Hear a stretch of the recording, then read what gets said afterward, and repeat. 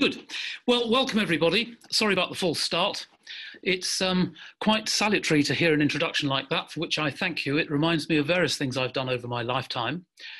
But right at the moment, a lot of my work is thinking about what in-tune singing means. And more recently, that has got me thinking about other aspects of sound that can have an influence on pitch, one of which is timbre. So that's what I want to talk about today.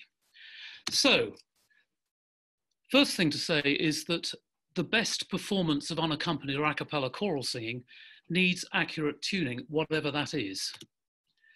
And we normally think of tuning in terms of fundamental frequency, but it turns out that other acoustic features can affect tuning, including the intensity of the sound, the use or otherwise of vibrato, which has some very curious things it can do to the overall pitch, and also timbre, which is today's topic.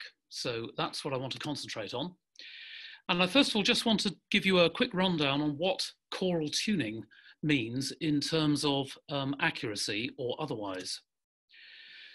Now, if you take an a cappella choir, by a cappella I mean a choir that's not accompanied in any way, they should tend towards a pure tuning system. And of course, that's not the tuning system of a modern keyboard instrument. If you ask me on a day when I'm not feeling very pleased, I suppose, with keyboard instruments, even though I do play them because I play the organ and piano, pianos and things are tuned in equal temperament. And one way of looking at it, which you may or may not disagree with, is that somewhere in the past, somebody decided there were going to be 12 notes per octave. And 12 notes per octave doesn't actually allow you to tune all the notes in pure intonation, which I'm sure you all know, because the circle of fifths doesn't fit. And if you want accurate fifths, you can't have accurate octaves. So you have a conundrum which has been around for a long time. So basically, the way of summarizing that is that on the piano, all the intervals are tuning comprised except the octave. Now, in pure tuning, based on a just temperament, where the harmonics within notes match each other, then you get a tuning which is beat free, it has a much more settled pitch, and that is a desirable tuning. But one of the things that can cause a problem with it is that the majority of choir directors believe that if the pitch shifts during the singing of a piece, somehow that is wrong, whatever wrong means. And I've certainly been in choirs in the past where directors have got very exercised by pitch drift as being something that is fundamentally wrong. But it is possible, if you sing in just tuning, you have to drift in pitch. Those two things are linked together unless you have a strategy for avoiding it. So the hypothesis for singing in tune on this basis is that you have to incur a pitch drift unless you have a strategy for dealing with it. And on the right there are the differences between equal temper tuning and just tuning based on A440. I'm sure you're familiar with that, although the numbers aren't very big in terms of their difference. Of course, you can hear these differences and they are important. So, I don't know if I need to do a demonstration, but let's check whether the audio works. So here's a just C major chord sequence tuned in C major.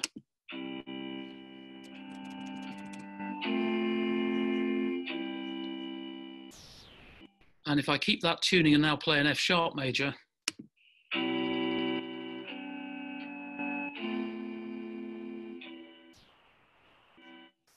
then because that's rather remote from C major, of course, the tuning is a bit of a mess. Now, some years ago, I wrote this little exercise, as it's called. I actually wrote 5 exercises in order to explore this effect. Now, this exercise, you will notice that it has 4 parts: soprano, alto, tenor, bass, working downwards. The top part is a chromatic scale. The part below is a whole tone scale going at half speed. The tenor line is also a whole tone scale, and the bass line is at a bom, bom, bom, bom, bom, bom, climbing upwards. But each bar is a sequence, so the pair of chords in a bar is simply repeated, and we move up. There's an enharmonic change in the middle just to make it possible to write this out. Now, you can do a prediction on this in terms of how the tuning might change. And I also did some experiments working here with two quartets. I've done it with more than two quartets, but two quartets. You'll notice they have rather attractive neck bands on. These are electroglottographs or electrolaryngographs, which monitor vocal fold vibration directly. And the box they're holding is the electrolaryngograph electronics. So one can monitor their fundamental frequency change individually without interference from the other singers, which of course would be the case on the microphone signals. And if we look at the top left graph, this one here, this is the predicted pitch shift for that exercise. Now, the first thing to note is that the x-axis is in cents, and the pitch shift over these 13 chords starting at 0 gets us down to here, which is minus 100 cents. So this exercise, if sung in tune, should drift down by a semitone, which is rather unusual, but it's quite a useful exercise from that point of view. And on the right, we have two examples from the quartets. Here's one where we get down to minus 100 in all three parts except the soprano, who for some reason decided that the last chord should be C minor, not C major, and stuck an E flat in. Never quite worked out why, but that's why that blue line is an extra semitone down. And here is the same quartet when I said to them, ignore pitch drift.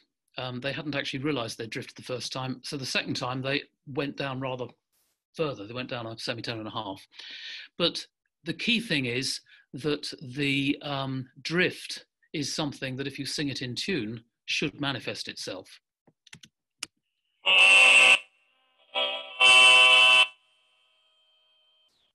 And that was the first and last chord, just to show the drift of a semitone. Oh, right.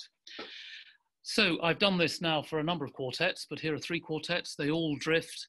And these quartets are semi-professional quartets. These are groups of singers who are getting together and practicing to sing together. So they can concentrate on tuning and they allow their pitch to drift.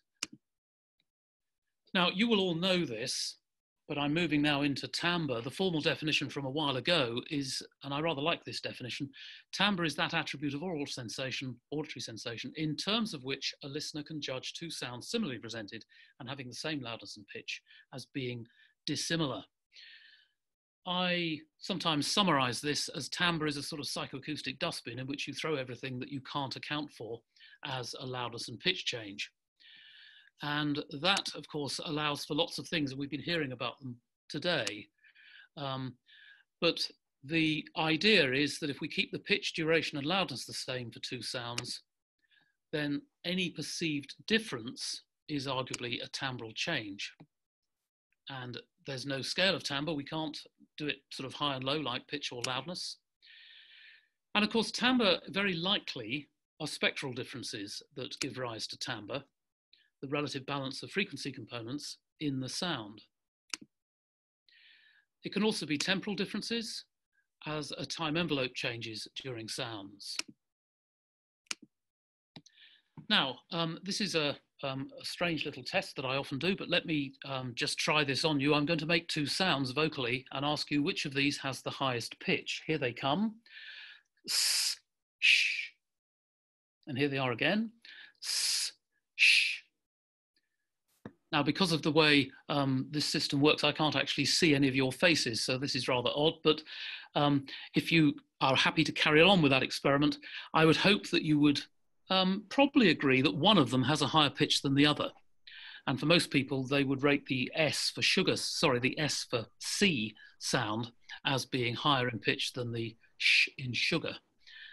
Now, as you are probably aware, what was varied there was the spectral components within the S and the SH, and S has a significantly higher spectral peak in terms of frequency than does SH. And somehow humans will accept the notion that these completely non-harmonic sounds can have a pitch, which I've always found a rather interesting psychoacoustic phenomenon, that we accept that. Pitch, of course, is the attribute of auditory sensation in terms of which sounds may be ordered on a scale extending from low to high. And that's something we're all very familiar with. We've been listening to music.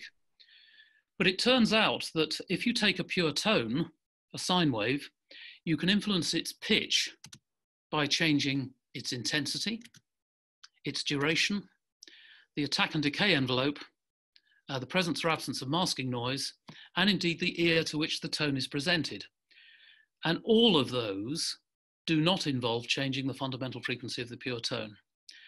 And that's something that's been around for a while, as you can see from the reference above. But it's salutary when you're dealing with subtleties in pitch. But of course, we're not normally dealing with pure tones. We can put down some notes on pitch, which is sort of an attempted little joke in the middle of the talk. Fundamental frequency is an objective measurement. You can go and you can measure that in the laboratory. And there is indeed a right answer to it. If it's 156 hertz, then it's 156 hertz, and that's not to be argued with. In choral intonation, variations are quite small if you're trying to make things in tune. Pitch, though, is subjective. It needs a human subject to make a decision. And indeed, we could sit and listen to some sounds, and we could actually not agree on what we think the pitch changes are, and that's perfectly reasonable. We're all entitled to our own decision on this. But we do know that pitch changes dramatically with fundamental frequency, and that is by far the most important change.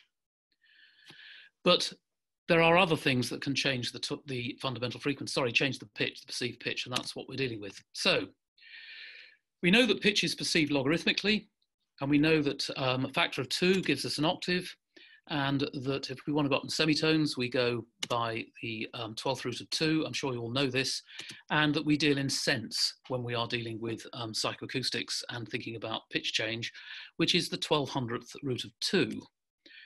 So here we have the harmonic series spelt out on a stave. I'm not making any thoughts about the tuning here, because this clearly is in just intonation, not in equal temperament. And the harmonic number gives you the frequency of the harmonic compared to the fundamental. So if you go up by 1, 2, 3, 4, 5, 6, etc., up and up and up, you get the harmonic series. And the 7th harmonic is a very flat B flat. That's why it's got an asterisk next to it. Now, being an organist, I actually have an organ that has the first 8 harmonics as stops. So lest you haven't heard this before, let me just run this and you'll see the stops pulled out. Now the numbers here are not the harmonic numbers, they're the footages of the pipes.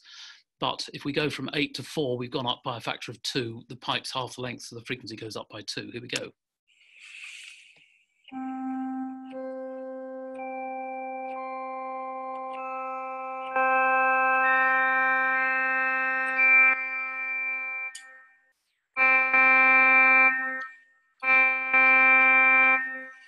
And that's just to demonstrate at the end that the difference between holistic and analytic listening.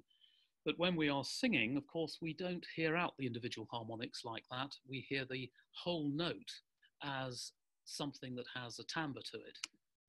No, don't you go again. So there are the intervals, the just temperament. They're all integer ratios to get the final addition, sorry, the final ratio, whereas in the equal tempered scale, it's rather different because it's based on semitones. So the start of my work on this was to ask the question, what repertoire has pitch drift? Because in a cappella repertoire, that's unaccompanied singing, one of the ways of trying to get at this problem is to ask professional choir directors, in this case cathedral organists, and I asked them 2 questions. What a cappella unaccompanied music do you work with that tends to be difficult to keep in tune, and any suggestions or reasons for this? There were 13 responses, 19 pieces of music, and a number of suggestions as to why, but none of them said anything about temperament or tuning systems. The repertoire, if you're into this sort of stuff, is very varied. These are all unaccompanied. It tends to be cathedral type repertoire. And indeed, you can calculate the pitch variation that you might expect if you assume just intonation. So here are a few charts that I've calculated. This one, you can see there's 0, that's where it starts. It goes down to by nearly a semitone, then up and down again as the piece progresses. So the note number here, 500 notes, tells us its way through the piece. And here are a whole range of pieces. And it means that if, as a performer, you need to think about staying in tune as you go chord by chord, or keep the whole thing in pitch. So Helmholtz first started to think about this when he wrote, "Indeed, nothing can exceed the musical effect of well-harmonized part music, perfectly executed in just intonation by practiced voices." This is 1863. He then refers to modern musicians, okay, 1863, who, with rare exceptions, have never heard any music executed except in equal temperament, mostly make light of the inexactness of tempered intonation. And he was very keen that organs in the middle of the 19th century in London, where he was living, should not be tuned in this newfangled tuning called equal temperament, but that's a different subject. Now, Alan Verma did some work on induced pitch shift based on timbre, and this is the bit I want to get onto today. So, the frequency difference of pure tones, the difference Lyman depends on frequency, and it tends to be the most marked around 500 hertz. There's a paper on that. And that in complex tones, the timbre-based pitch shift may depend on the location of specific spectral peaks. And in this particular paper, they reckoned between 200 and 500 hertz would give you the biggest pitch shift. But Verma's work was to take 528 stimuli from anechoic viola recordings, and he asked listeners to listen to sounds where there were fundamental frequency differences of either 0, plus or minus 20, plus or minus 40, or plus or minus 60 cents.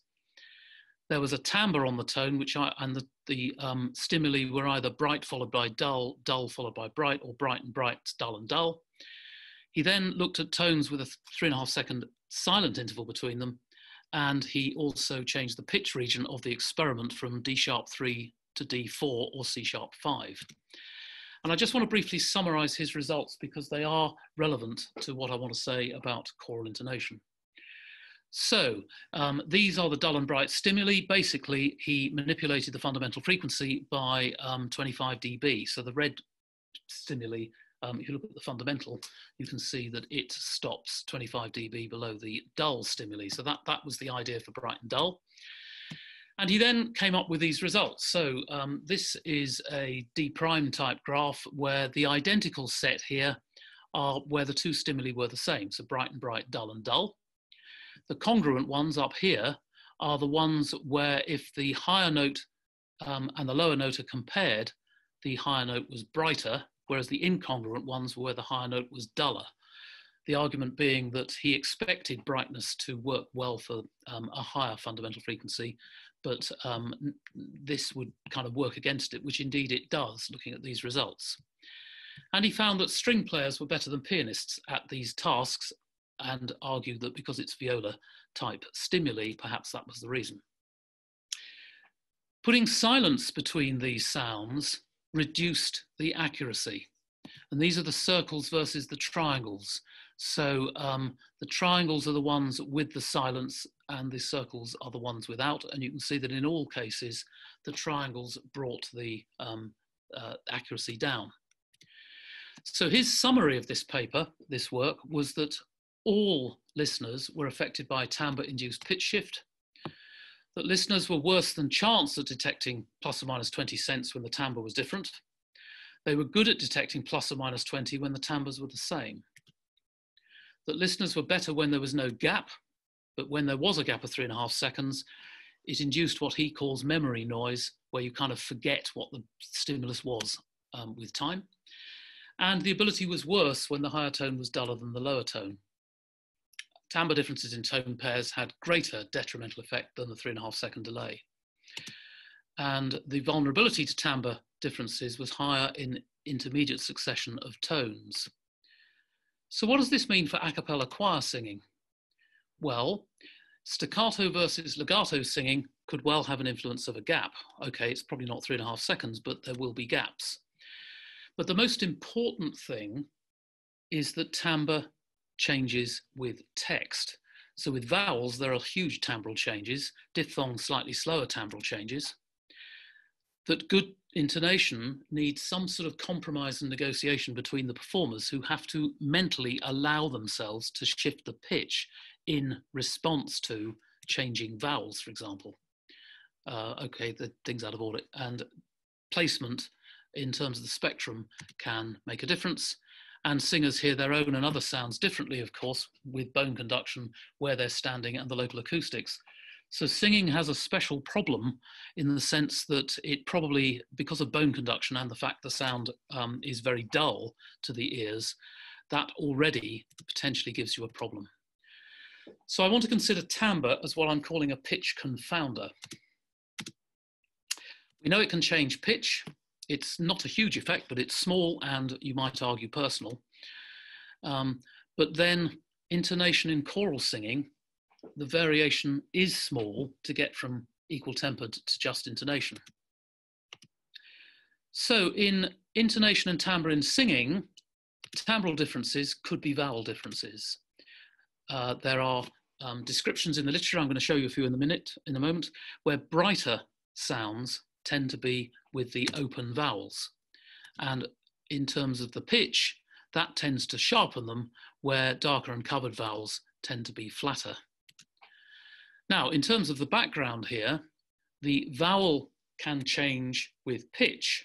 So I'm going to show you some papers here in the past, 1978, some work that showed that R was perceived as being sharper in pitch terms than E, and that was sharper than E, and that was sharper than U. And this effect could be language and expertise dependent, but never mind that. The important thing is there's an effect at all. That Slawson, in his book Sound Colour, which is a very interesting look at a perception model, he tested musicians and non-musicians, and musicians judged E and R to be sharper than E and E to be sharper than U. That's pretty well going with the last paper. And his non-musicians couldn't hear the difference. They said all vowels are equally sharp. And one of the nice things I like to put up next is that the implications for amateur choir intonation are quite profound if the amateur choir is trying to get to the point where it can sing in just intonation with and allow themselves to move.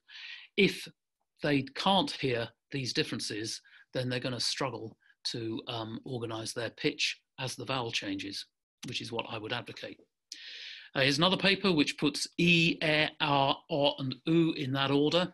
Not the same order as we saw before, but it's a different piece of work. So tuning an interval is of course a complex activity anyway, because we have to control a number of things. And now we're saying that vowels are coming in to confound it. But we are dealing with singing, and if you're singing text, the vowels are the main instrument in terms of the timbral characteristics that you are playing.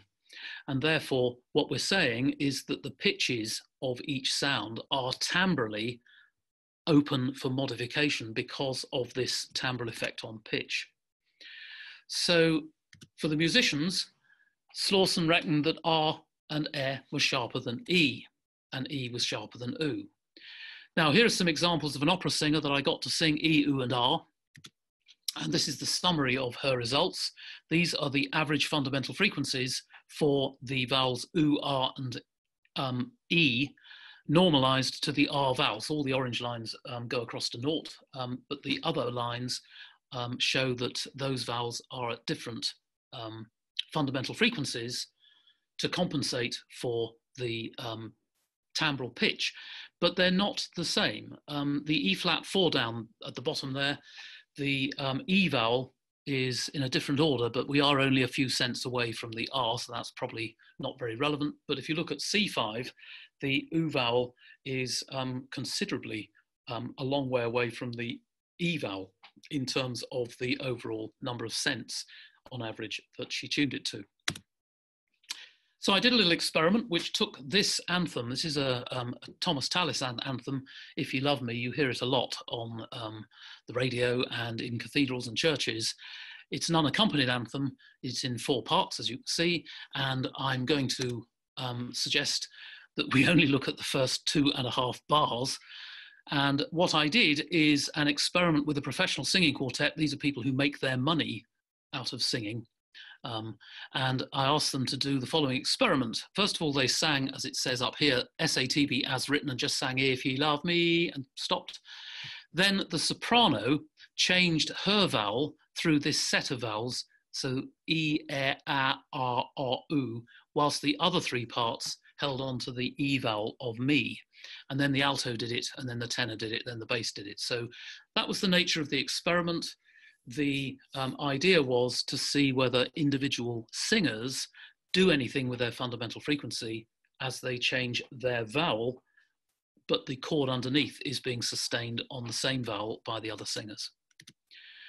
And the results, when ordered, looked like this, where these are normalized to the vowel oo, so all the data is 0 for the vowel oo.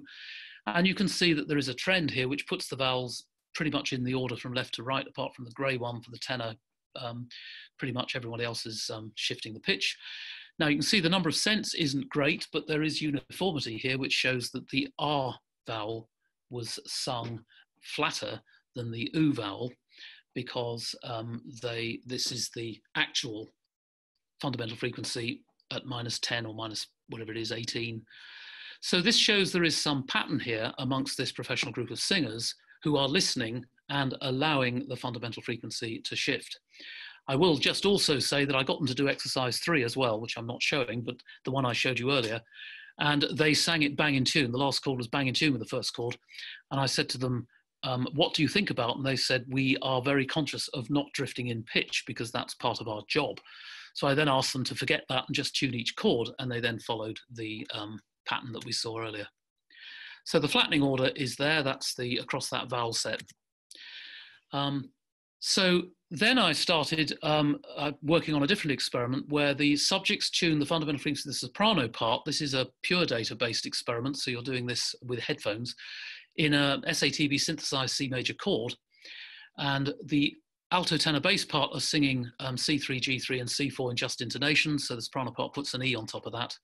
And the just tuned E4 would be 338.03. And this was to test the effect of both vowel and vibrato. But let's just have a quick look. The stimuli sets here were 4 E's, 4 O's, that's SATB E, SATB Oo, and SATB where the S was an E followed by ATB having an Oo vowel underneath. And the vibrato was either on or completely off. And the stimuli were presented in pure data. This is my little pure data window. Obviously the rest of it's hidden underneath. This is what the subject saw. The subject numbers, sorry, the stimuli numbers happen to be 2, 6, 7, 10, 11, 13. The subject adjusted the pitch, fundamental frequency in that case, turned it on, and the result then was shown as a number, but the number was not fundamental frequency. It was a calculated number away from fundamental frequency. And every stimulus had a different calculation, so they couldn't work it out quickly in the terms of the test, was the idea.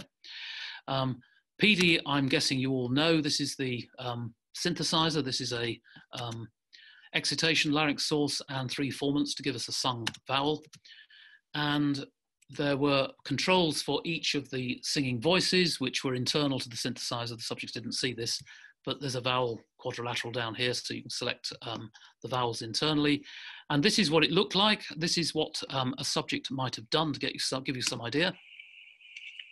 So this is the timbre experiment. First you select the stimulus, and you turn it on, and then you're asked to tune the third.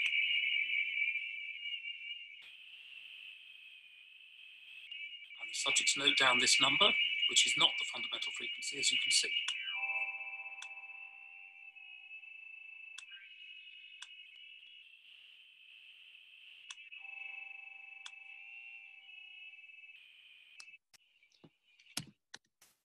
So here are some results from that.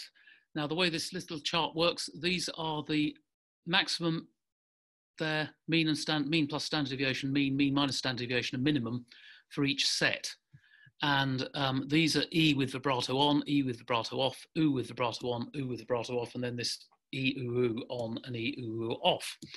So if we look at Oo compared to E, that's comparing these 2 sets with these 2 sets. The set that has the highest mean in each case is the one that has the vibrato off. Sorry, the one with vibrato off is further away from the 0, and it's slightly higher in each case. and the intrinsic pitch would suggest that the E vowel would be slightly flatter than the U vowel. Well, that is borne out here, even though the numbers are fairly small, that the E vowel is there and the U vowel is there with vibrato, and without vibrato it's there and there. So in both cases, the U vowel is slightly sharper. And then for the vibrato, that had the effect of, first of all, if it was on, it, in fact, I've got that the wrong way around, actually. When it's on, actually, the accuracy is better. I'm sorry, I got that wrong. When it's off, the accuracy is slightly away from the center. The on version has a wider standard deviation, wider range. And the lower mean occurs for the E vowel compared to the U vowel, and the higher mean is for the E-U-U vowel. This is curious because what they're actually doing here then is tuning the E sharper than one might expect, because one would expect the intrinsic pitch perhaps to pull it down. So I think there's more work to do with this, but the idea here is to try to tease out how people tune things when they have the opportunity to tune a 4-part chord where they're effectively singing one of them, but doing it, of course, in pure data. So, timbre can affect the pitch. In choral singing, it's happening all the time because vowels, of course, change in choral singing. Vocalese is fairly rare, where you sing on one vowel. And it's extremely relevant to a cappella tuning. When you are dealing with choirs, as I do, two of the things that help to sort out the tuning, one of them is to muddle the parts up, by which I mean you take an SATB sort of local quartets and set them out in the room so they're not standing as a block of S and a block of A and a block of T and a block of B. And that makes a massive difference to intonation and blend, and indeed actually also to the range of loudness that you can get out of the choir. And so does distancing. So if COVID has anything to do with anything, it's actually, if choirs ever get back together, it will improve, I think, the intonation and blend in choirs if we're allowed to get back together. But muddling up the parts certainly does that. But of course, there is no right answer. As I said early on, pitch perception is an individual decision you make. And it is difficult for choir singers because they are hearing their own voices differently to everybody else's voice, timbrally. So they have to somehow engage with that timbral sound and what they can hear in terms of tuning to the people around them. So the take-home message, vowel pitch and choral tuning, is to believe your ears and listen critically, because when it comes down to it, that's actually what happens and what counts on the night. Thank you very much.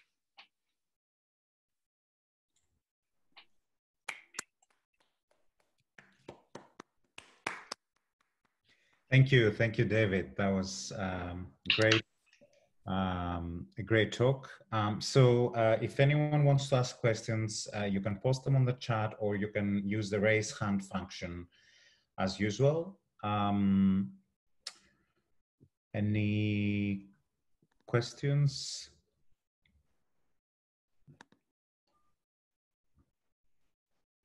Oh, yes, James. In my listening experience, if the singers, or instruments for that matter, are really in tune, it locks together and it has a certain sound to it. So wouldn't people perceive that? Isn't that locking effect, doesn't that affect how people would feel that they're in tune? Yeah, I think you're right. I mean, I have experienced that singing quartets. It tends to be one to a part that works really well on. I think one of the issues about standing typically as a choir is formed, where the sopranos are in a block next to the altos and the tenors and basses are behind them, is that it's very difficult if you're in the middle of a part to hear the other parts so that you can get that sense. I mean, indeed, it's often very difficult to even hear a unison in the part you're in, never mind tuning with anybody else. But you are right, and it is something that's borne out. If you then shake the choir up and ask them to stand in little SATB blocks, I've had reported back from singers that they really begin to understand the music and they can begin to hear what the composer's actually up to, because they can hear all four parts.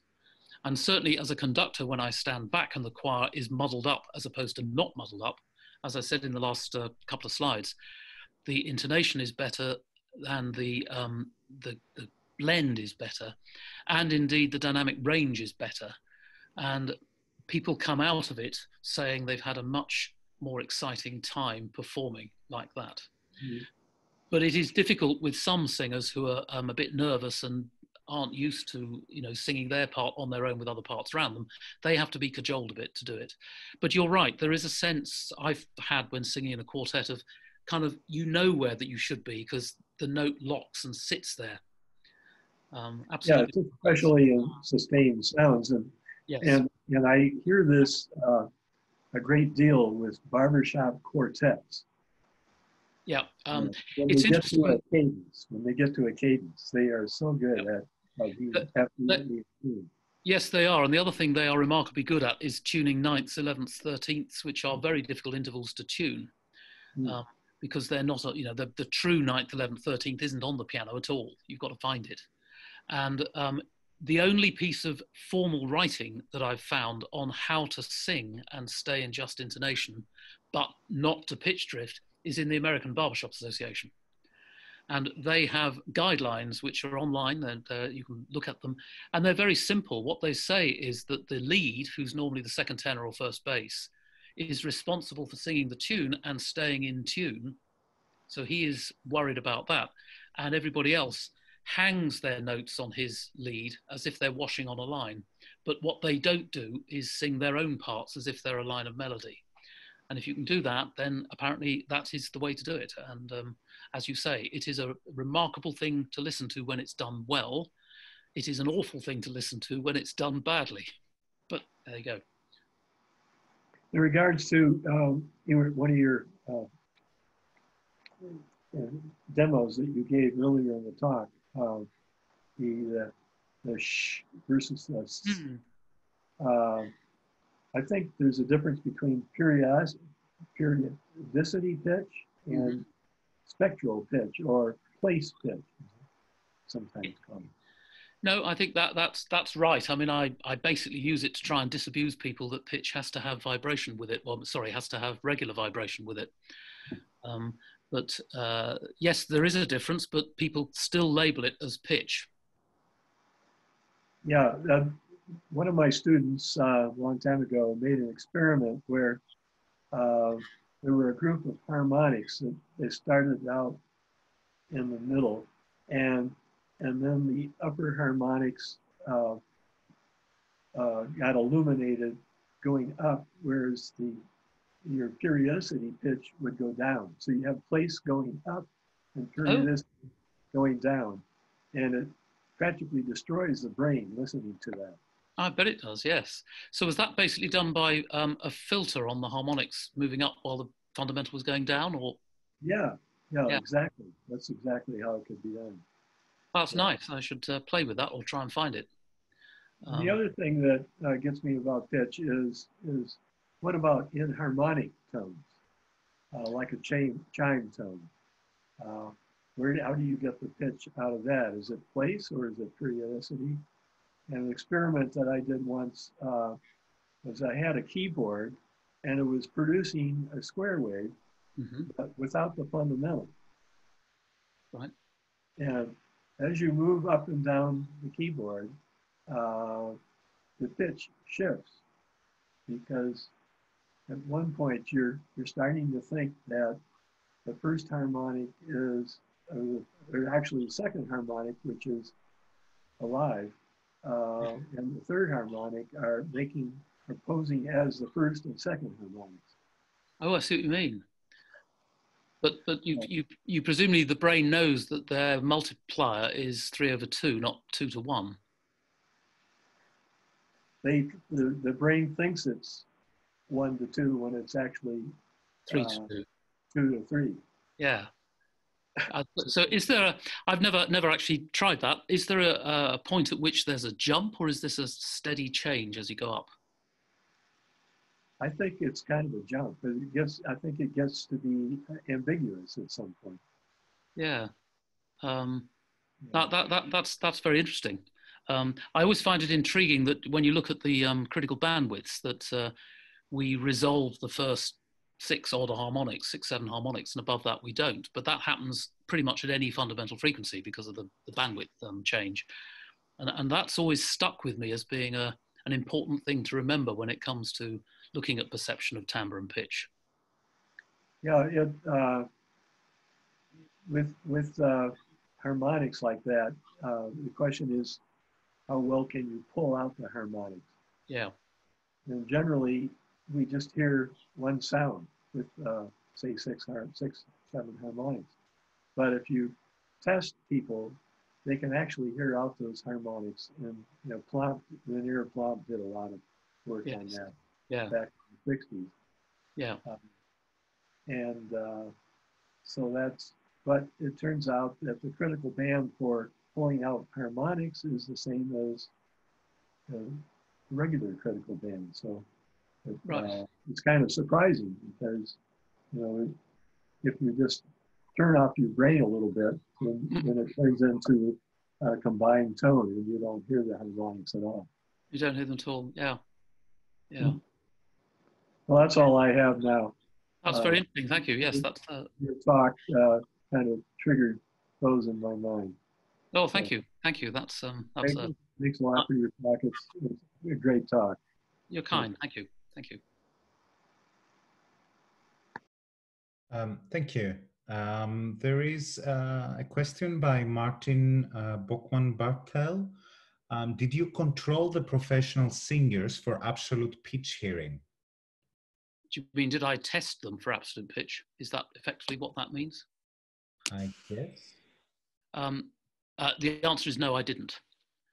But what I can say is that when I said to them, think about tuning chord by chord and switch off this notion of keeping the absolute pitch the same, they shifted by the semitone that was predicted. So they could switch into one or the other. What they told me was that their normal conductor, who wasn't there for this experiment because they sing not as a quartet, they sing in a choir, is very worried and hot on any pitch shift at all, as many conductors are. Many conductors get very exercised if choirs go out of tune in terms of pitch shift. What they get less exercised about is tuning the individual chords. And that's where I think they've got it wrong. So if I had to evangelize to choir directors, it would be to allow choirs to pitch shift so they can experience what solid in-tune singing is like. And then if you're worried about the pitch drift, sort that out separately. But they are two separate things because one drives the other.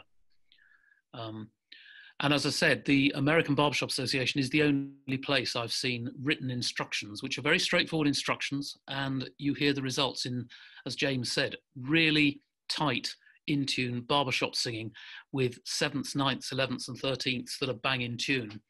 To my ears is a riveting sound. But if they're out of tune, it's an absolutely dreadful sound. So amateur barbershop choirs have a lot to learn. And it's hard. Okay. There is another question by Joe Spira, or Spira. I hope I'm pronouncing that correct. Do these results generalize to other styles, like from different cultures? Yeah, that's a very interesting question, Joe. I think in principle they should, but my but would be it would depend on the style of the music. It would depend on the cultural aspects of the music in terms of what one's trying to achieve. And the option to sing, if you like, minimal beat, that's the other way of looking at it. If you minimize beats, then you get better in tune and the ear doesn't pick up the beats between harmonics that are not bang in tune. Then you get this sort of consonant sound as opposed to a more dissonant sound. So I guess what I would say is there's a sort of scale of consonance to dissonance, and part of it is how you tune the individual notes, because that will change the consonance dissonance, which musically might be whether it's settled or unsettled, and that might be in the composer's intent in the first place. So I can see no reason why it should not generalize to other styles, but it will depend on what the cultural norms are. And I guess in Western music, the cultural norms often, certainly in schools, are that you sing correctly if you sing the same note that the piano is playing.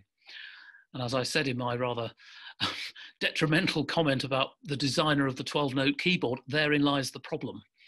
I think I read somewhere, some of you may know the answer to this, that if you wanted to have a keyboard that had the possibility of playing in just intonation in all 12 keys, how many notes per octave would you need? And I think the answer was about 34. And obviously we don't have enough fingers for a 34 note per octave keyboard, but I think that was the answer. Anyway, that's a rather specious thing, but there you go. Thank you, I guess on behalf of Joe. And then Natalie would like to make a comment, sure. Yes, many thanks for this paper.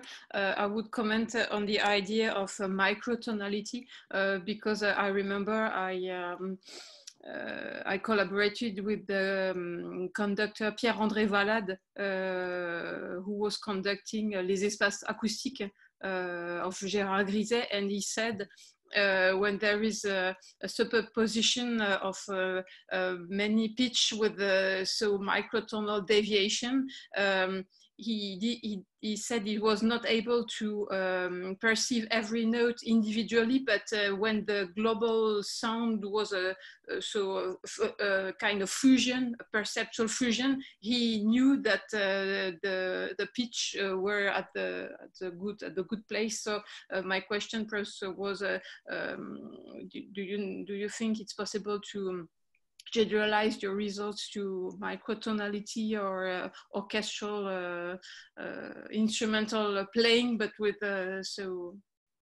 Yeah, thank you. That's an interesting question. That in terms of cathedral choirs, one of the things that I was aware of is that a lot of their work, of course, is organ accompanied, and just to wax lyrical about the organ briefly, because I am an organist and I do get waxed quite lyrical on this. Helmholtz's problem with the organ is simply that the organ stops, as I demonstrated, are tuned to the harmonic series. But if you then play a chord on an equally tempered tuned organ, then the notes of the chord, which appear in the harmonic series of the lower note, will necessarily beat with the harmonics in the lower note because the keyboard is not tuned in just intonation. So Helmholtz was an advocate of retaining a just intonation on the organ because it was a beat, essentially beat-free sound. And his argument was that now we've ruined all 12 keys, they're all rubbish, as opposed to keeping some of them pleasant. It's very much, you know, you go back to Handel and Purcell and look at their tuning on harpsichords and things, it's the same argument. Now, in terms of the singing in choirs, I think a lot of this is about listening.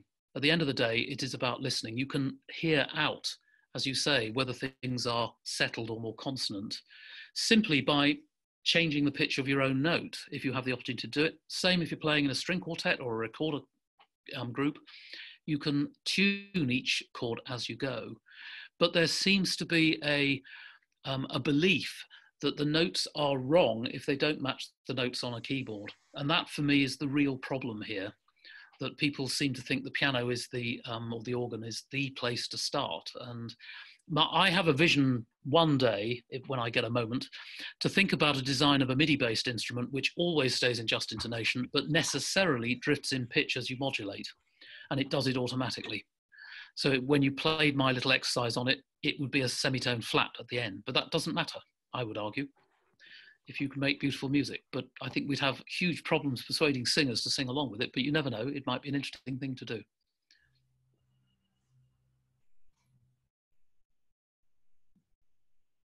I think you're muted, whoever's speaking. Yes, sorry. We have one last question. From Edmund Hunt. So I'm intrigued about your discussions with the directors of cathedral choirs. Did you find that they were more accepting of just intonation pitch drift in early music?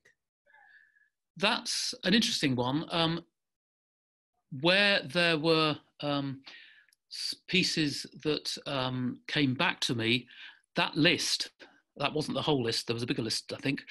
It was a mixture of 20th century and early music, so it wasn't just early music.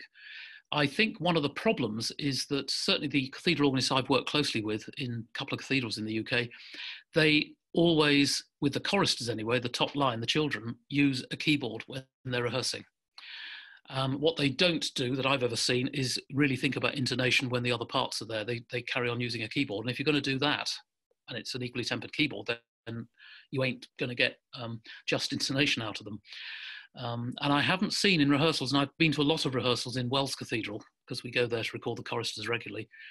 They do a lot on choral technique in terms of the voice. They're very good at that. But what they don't do a lot of is subtle tuning. And I think some of it is because they themselves don't know about this. Because I don't think this is taught in music college. So I think people go out thinking, oh, I can play it. I'll play it on the piano and it must be right. So I think there's education to be done. But groups like the Hilliard Ensemble, who I rate rather highly, you know, they sing beat free and they don't drift because they're trained to do it. And Rogers Covey Crump, who's their lead in terms of laying out the scores, he has very good intonation in his ears. Apparently he goes through everybody's parts and he writes plus 10 cents, minus 14 cents, plus 8. And the singers are expected to be able to do that because it's written on the score. So I leave that with all you performing musicians. I would be horrified if I was trying to sing to that. I don't think I could do that at all, but that's what their group does. And that's how they get that really what I describe as an earthy effect of a very consonant, settled, but nevertheless a full chord. I find that is just a wonderful sound. I agree. Okay, I think we could allow one more question if anybody wants to ask one. Otherwise, we can conclude. James, you'd like to ask a question? Yeah. Another thing that occurs to me is the syntonic comma. If you have a just scale in C, and then you go to the key of G, you're out of tune. But if you put a syntonic comma in there, you get back in tune. So I thought about having a keyboard that's in just tune for C, and then have a pedal that puts in a syntonic comma. That's and that would, when you modulate to G, you put the pedal down, and therefore the G shifts back again. That's interesting, because that's similar to my thought about having a MIDI keyboard that allows you to drift without coming back. I guess the things that are juxtaposed here are whether, as a musician performing, you have a definite intent that the pitch won't shift. And most musicians think that way. They think the pitch must not drift. Now, I'm fairly open to the idea that what is wrong if the pitch drifts, but the music's beautiful. Now, a syntonic comma shift in the appropriate place, of course, deals with that. The American Barbershop Association's rules, they deal with it rather differently, because they basically say the melody's important and the guy singing the melody, you stay in tune and everybody else just hangs their chords around it. But you're right, that would also serve the thing. But of course, you'd have to have a number of pedals. You'd have to have, presumably, a pedal for each semitone if you're going to allow yourself to work in. Yeah, I don't remember exactly how it worked, but I remember I worked this out at one time. And because you'd need 1 for G and presumably 2 for D and 3 for A, and right, to pull them back. It obviates the 43 pitches per octave, I think. But yeah, I interesting idea. So is this an instrument you're going to build one day? I wish, but it was just a thought process. Yeah, nice one. Yeah. Thank you. You're welcome. Thank you. I think with this very interesting discussion, we can conclude David's talk. Please join me in thanking David for being here today. Thank you, everyone.